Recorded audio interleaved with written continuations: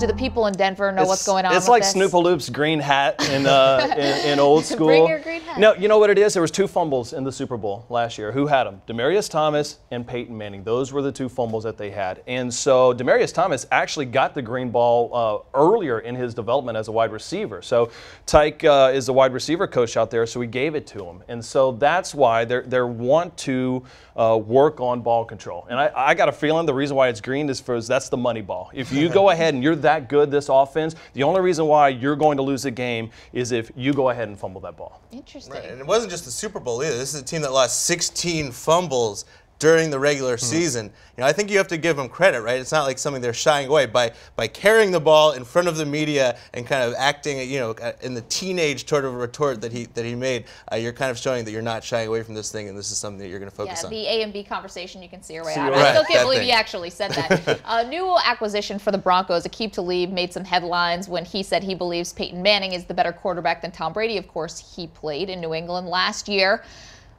How much stock you putting in that? Man, I tell you what, Aqib is a smart man. You're married. You know you're never going to tell your wife that, man, my last girlfriend, she was so much better good looking and did a lot of other things cooking-wise and whatnot. So, yeah, I mean, that's who he is. I mean, he compared it, goes, it's like picking Tupac and Biggie, which way you're going to roll with. So, being out here on the East Coast, I guess I got to go with Biggie. Right. I mean, I don't even think it's that controversial of a statement at this point in career. Nothing against Tom Brady, but you know, you take 2 tech stocks. How do you judge them? Well, by their share price, right? Peyton Manning's share price is clearly higher at this point than Tom Brady's. Tom Brady's still what? Top 10 quarterback, still a great player, but he's simply not Peyton Manning at this point. But here's the deal, and Peyton is unbelievable. He studies the playbook.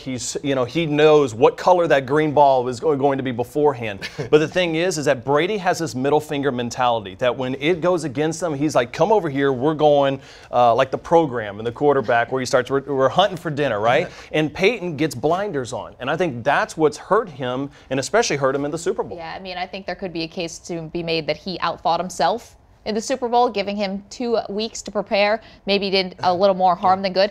Is the Broncos team, and they've made a lot of moves this offseason, are they better this year than last year's team? This is the 3rd best team that Peyton's had. The first year that he came in, this team had all that. They came in, they got over some hurdles early into the season, and then they just came on this winning streak, and then they put their feet up on the desk and they thought, we're good. Last year, they were just so banged up. Chris Harris, Von Miller being out there. This team on paper is unbelievable. It's the most talented they ever had. It's also going to be the most dysfunctional because there's just not truly any leaders on there because Peyton is more of a study in the playbook guy. And I don't think DeMarcus Ware can go into a locker room, Jack Del Rio's locker room, and say, this is the way it is, guys. Right. I mean, if we look at the Super Bowl, I do think Peyton obviously did not play well, but, you know. Once again, very nice to everybody.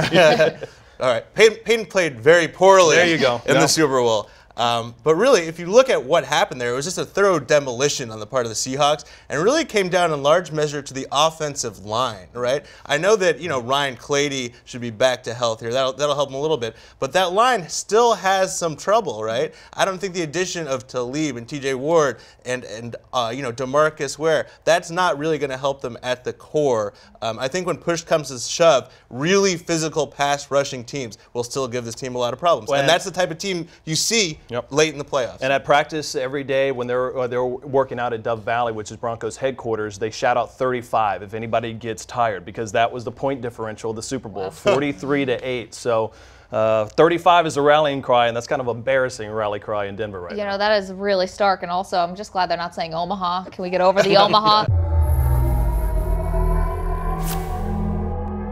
Hit me. Hey there, SI fans. I hope you enjoyed this clip from our daily live show, SI Now. You can find a link to the complete episode in the description box below. And while you're there, make sure you subscribe to Sports Illustrated's YouTube channel. Remember, you can watch SI Now Monday through Friday live at 1 p.m. Eastern Time only on SI.com. All right, go along. You ready? Hope to see you there.